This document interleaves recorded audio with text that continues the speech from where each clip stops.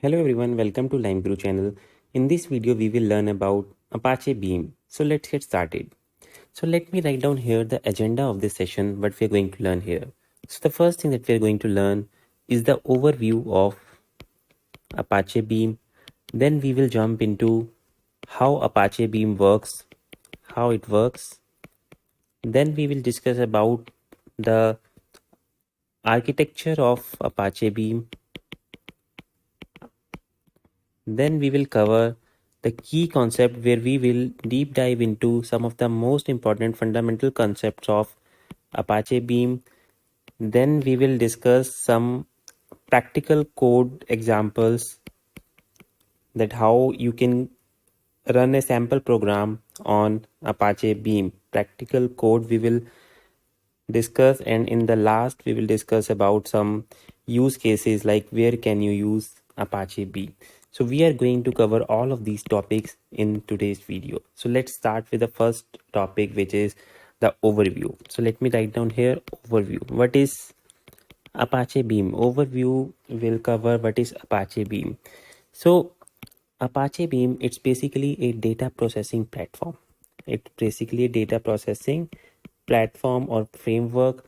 You can leverage it for your data processing needs. Now, data processing can be either for analytics purpose or it can be for some ETL load. You want to extract the data, transform the data and load it into some other storage, that is ETL. So you can achieve both purpose using Apache Beam. So it's basically a data processing framework which you can leverage. Now, there are other data processing frameworks also. There is Apache Spark, there is Flink, there is Hive, MapReduce. So many data processing frameworks are there. Then why Apache Beam? What is so different in Apache Beam? So the difference and the importance of Apache Beam lies in that it doesn't rely on any one execution engine. For example, if you have to run any program on Spark, then you have to write the program in Spark, right? If you have to run any program on MapReduce, then you have to write your program in MapReduce. So wherever you want to execute your program, it depends on that. You have to write your program also accordingly where you want to execute your program. So it's a foundation. Let's say later on, if you want to run your Spark program on any other platform or on any other execution engine, you cannot run that because you will have to rewrite your whole logic as per the new platform or the new framework where you need to migrate. So migration effort is there which you will need to invest in a lot of time if you have to switch your execution engine. So what Apache Beam gives you the flexibility. Apache Beam tells you that you write your code, you write your logic, and then you can run that logic or data processing logic or code anywhere. You can run it on Spark, you can run it on MapReduce, you can run it on some streaming platform, let's say structured streaming. You can run it on even Google Cloud platform, also on GCP, which is specific GCP Google Cloud Data Flow, structured streaming, and Google Cloud Data Flow. And there are a lot of other execution platform also which are supported by Apache Beam. So that is the main advantage here, or the high level overview that Apache Beam is meant for. You write your code or data processing logic and then you can run it on any execution engine. So in a way, it is execution platform agnostic. Execution platform agnostic. You can run it on any framework, be it on Spark, MapReduce. It's and it doesn't matter it's a batch platform or it's a real-time platform. You can run both type of processing. The input data can be streaming data or the input data can be batch data. Input data can be coming from some it can be coming from some database, relational database. It may be coming from some memory database. So even input data is also not a restriction within Apache Beam. So I can say that along with the execution platform agnostic, it is data agnostic also. So Apache Beam says that your data can be coming from anywhere. It can be real-time data, it can be batch data, it can be in-memory data.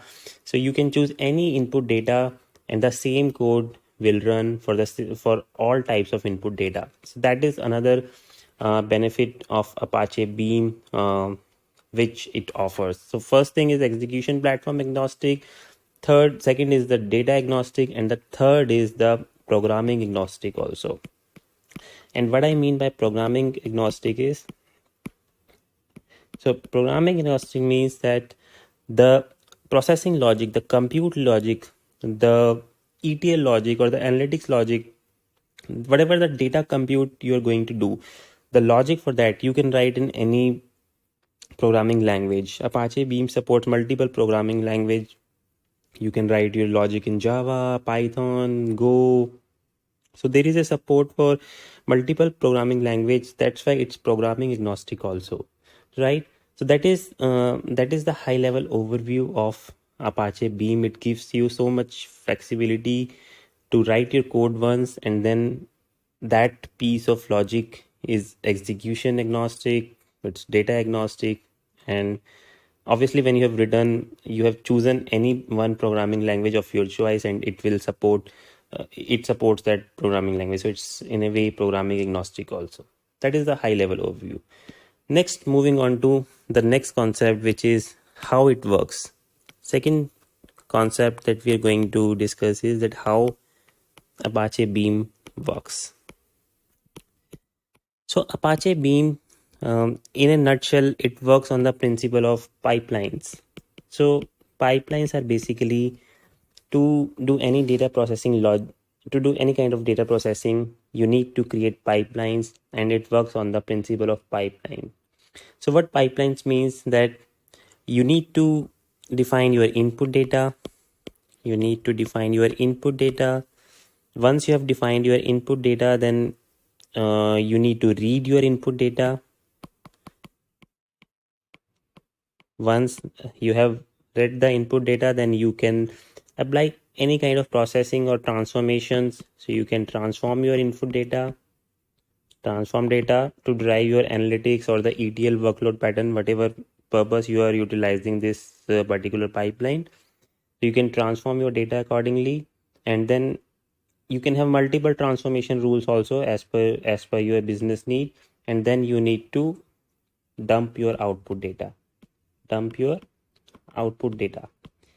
So this is my complete pipeline, right? So this is something Apache Beam works on the principle of pipeline, and you need to design your pipeline first as part of your implementation. So there are different terminologies which are involved within, which I'll just briefly mention, and then we'll discuss in the deep dive in the later part of this video also. So pipeline is one thing, and when you read the data, so in Apache Beam it's referred as p collection. The data set that you are creating within your logic, it's called p collection, and whatever transformation you are doing on your data, it's called p transform. So these are terminologies within Apache Beam, that how these have been defined within the framework. P collection is basically your collection of data, and any transformation logic you are going to apply, that is known as p transform. Now this is how it works, that you need to create your pipeline. As I mentioned, your input data can be streaming data, batch data, memory data, it can be coming from relational database.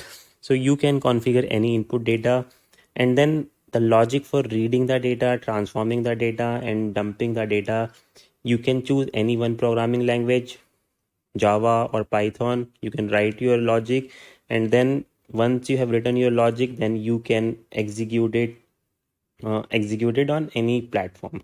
Then the execution will happen, and then you can choose to run it on Spark, you can choose to run it on Flink, Google Cloud Data Flow, structured streaming. I mean, wherever you want to run it, you can run your logic. right? So that this is how it works. This is just one example of pipeline. You can have the pipeline design in a different way also. Let's say you are reading some data, you are reading the data, which is my, then will become my p collection.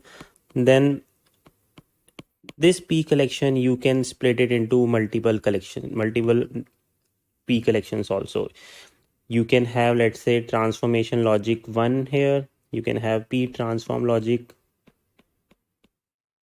a, let's say, and you can have p transform logic b here.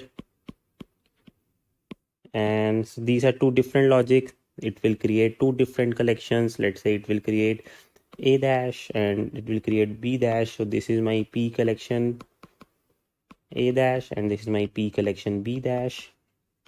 So uh, and p collection, as I just mentioned, it's just a data set, so you can relate it that it was data set 1.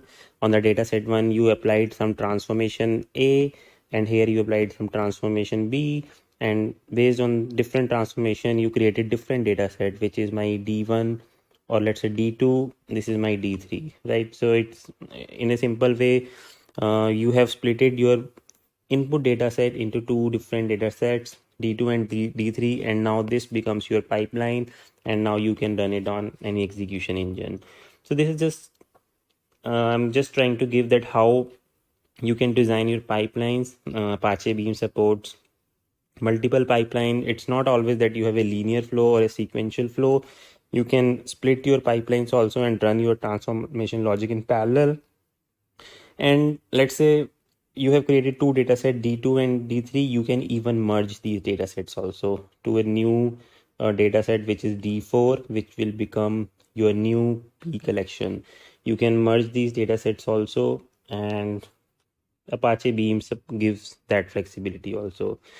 What I was trying to highlight is that how Apache Beam works is, the first thing you have to do is you have to design your pipelines, that how your data transformation logic is going to work. What is your data compute need? What is your data processing logic? You need to design your pipeline. It can be sequential pipeline. It can be, you can split your pipelines. You can combine your pipelines. Everything can be supported within Apache Beam. So that is how Apache Beam works. I hope you got the high level idea. I'm just touching the concepts at a very high level. I'm not going deep into the concept, so that you can at least understand in the beginning, and then eventually we will dig into some more deeper concepts in the later half of the video. Now we have understand that how Apache Beam works. We'll see the architecture of Apache Beam. So the third topic that we are going to discuss is architecture of Apache Beam. Now, Apache Beam, as I have mentioned, its architecture at a high level is straightforward, but obviously underneath there are a lot of things are going on. But at a high level, I'll try to depict here. So you have your input data. So your input data, on your input data, you need to choose any one programming language to process this data. Now, this programming language could be Java, it could be Python, it could be, let's say, Go. So there can be Apache Beam supports multiple programming language. You need to pick any one programming language, and then you need to create your beam model. So what is my beam model?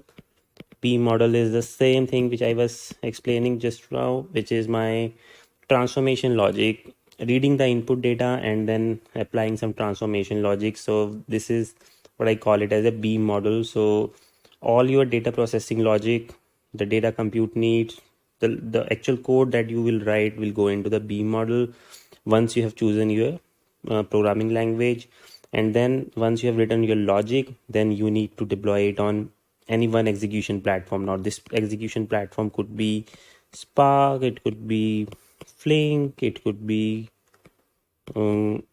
let's say structured streaming,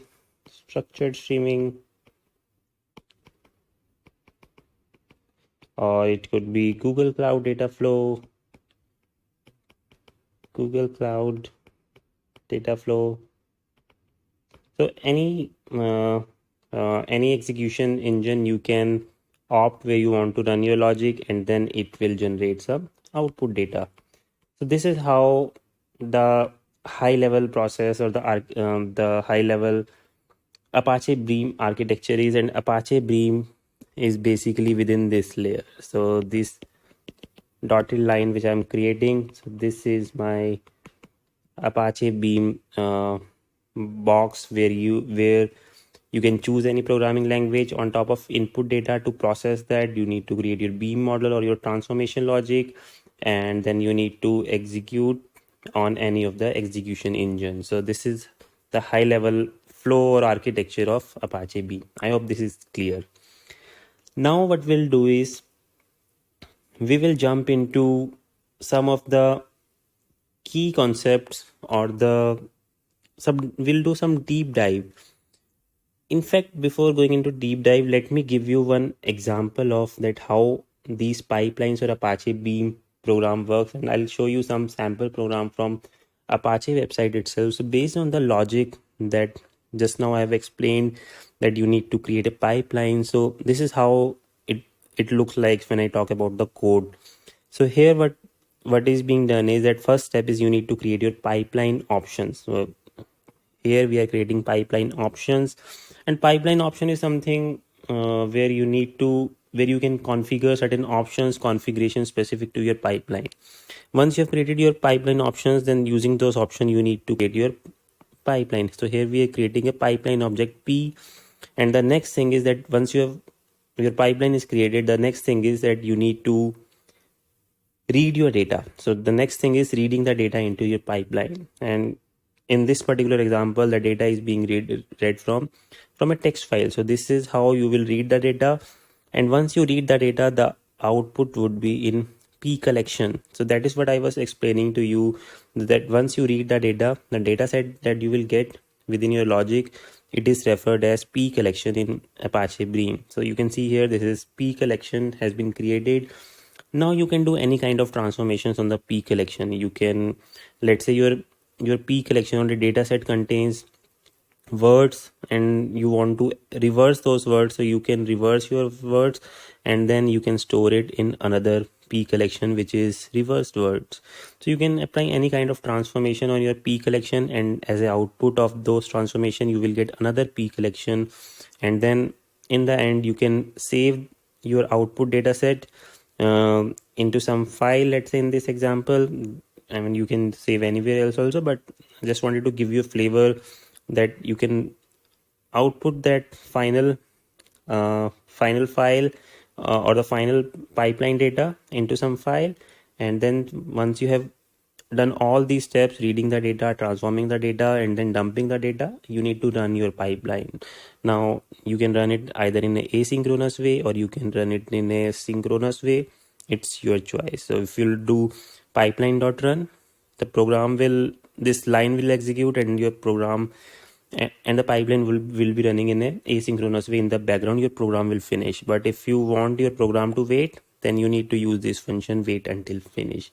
So this is how this is just a sample program which I wanted to show, taken from the Apache website. It's a sample concept that I wanted to give you a flavor that how Apache Beam programs works. Now when you know the basic the fundamental structure, that how you need to create the pipelines, reading the data, transforming the data, generating the output, now we will dig into some deeper concepts. Let me write down here some more key concepts of Apache Beam. So in Apache Beam, let me write down here, the first key concept is pipeline, and I have told you in very much detail what is pipeline. Pipeline is basically your end-to-end data processing thing, starting from the data input until the data output, including all the data transformation logic. So you need to design your pipeline, and I think I don't need to go into detail of pipeline because I have been telling this pipeline concept since the beginning of this video. Second thing is the p collection. And again, p collection, I've already talked about. P collection is basically your dataset which you are reading. That is your p collection. If you're transforming this dataset and generating some new dataset, that is also a p collection. So in Apache Beam, your dataset is known as p collection. Very simple. The third is your p transform, and p transform is something your transformation logic, as we have been discussing in this video. Transformation logic, whatever you are applying on your data set, so that is my p transform.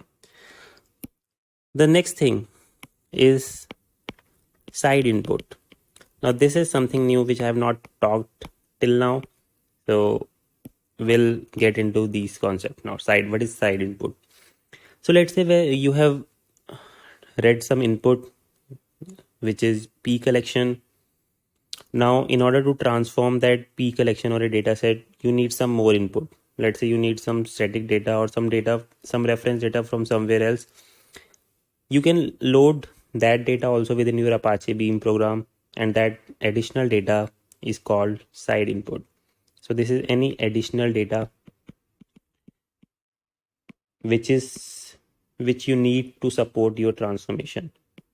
So that is called side input, and Apache Beam gives the flexibility to configure your side input dataset also. Okay, the next thing we are going to talk about is runner.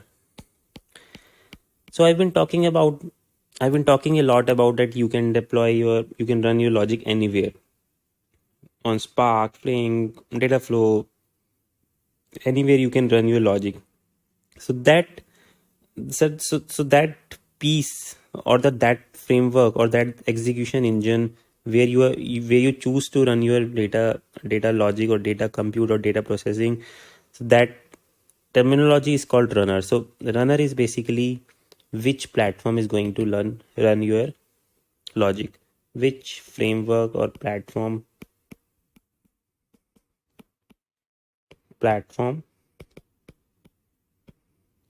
you want to run your logic. So now runner as I've already told, that runner can be Spark, can be a runner, Flink can be a runner, and I'm not writing all these things again and again because I've already written multiple times in my previous slides. So all those execution engines where you can run your Apache Beam programs, those are termed as runner, and Apache Beam supports multiple runners as in Spark, Flink, Dataflow, Twister to Spark structure streaming, IBM streaming. So there are many execution platforms supported. You can go to the documentation. You can go to Apache Beam website and you can see what all runners are supported as of the latest state when you are going through this video, right? So that was runner concept. The next concept that we are going to discuss about is windowing. What is windowing? So if you're familiar with Apache Spark or Apache Flink, so you might be aware that windowing, you may have heard about this windowing term. So windowing is basically defining a time period, defining a time window on which you want to run your aggregations. Let's say you have a bounded data or unbounded data. For simplicity, let's say you are getting stream of data. You are getting stream of data, and streaming data you're getting continuously. In your data processing logic, you need to aggregate something, right? But aggregation cannot run on unbounded data. The data is continuously flowing. You need to define certain window. Let's say I want to run my aggregation on 5 minutes of data. So that 5 minutes become my window. So Apache Beam supports windowing operation, that you can define window on your data set and then you can define your aggregation. So aggregations will be happening over that window only which you have configured within your Apache Beam program. So this is pretty much supported within Apache Beam, and this is very beneficial specific to data processing things where you need to do aggregates. So for aggregates, this is very helpful feature. The next thing is the triggers. What is triggers? So triggers is something we just talked about. Let's say you want to run some aggregation, then how much period of data you want to aggregate. But trigger is something which defines when do you want to run your trigger. When do you want to run your trigger? When do you want to run your trigger or run your aggregate? So any logic that you have defined, aggregate or logic or trigger. So when do you want to trigger your logic? So that comes under trigger. Now there are multiple types of triggers supported. It could be time based, it could be let's say data based, it could be processing based. And what I mean by time based, data based or processing based is, so time based is something that you can define a particular time frame that okay, after this time you need to start doing the aggregation. You need to trigger your aggregation after let's say every 10 minutes. So after every 10 minutes you need to aggregate last 5 minutes of data. So trigger is something which is defining that you need to aggregate the data after every 10 minutes, and window is defining that how much data you need to aggregate. So there is a difference. When do you want to aggregate and what do you want to aggregate? So windowing defines the what part, what do you want to aggregate, and trigger defines when do you want to aggregate, right? So time base is something where you define a time period or a frequency that after these many seconds or minutes or hours you want to aggregate your data. Database is something that you can define certain condition on your data, and when those conditions are met on your data, then your trigger logic should run, your aggregation logic should run. So this is something uh, applying conditions on data. So this is applying conditional data, and when that condition is met, then your trigger logic will happen.